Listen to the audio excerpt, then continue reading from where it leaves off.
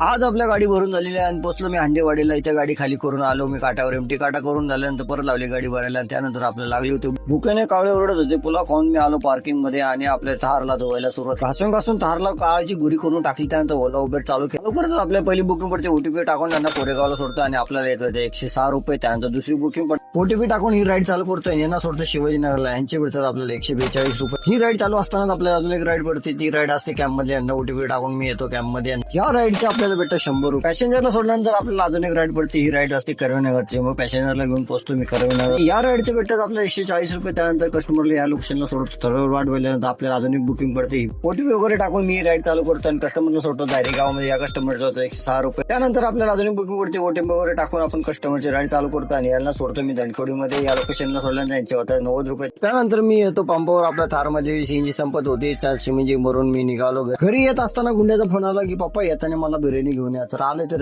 Road मध्ये आणि ते बिर्याणी वगैरे घेऊन मी आलो घरापाशी. आणि आपल्या घरापाशी आल्यानंतर एक रिक्षा लावली आणि आलो घरी आल्यानंतर गुंड्या उड्या मारत आला माझ्यापाशी आणि बिर्याणी घेतली. चला मित्रांनो, व्हिडिओ नेक्स्ट व्हिडिओला लाईक, चॅनलला सबस्क्राईब, धन्यवाद.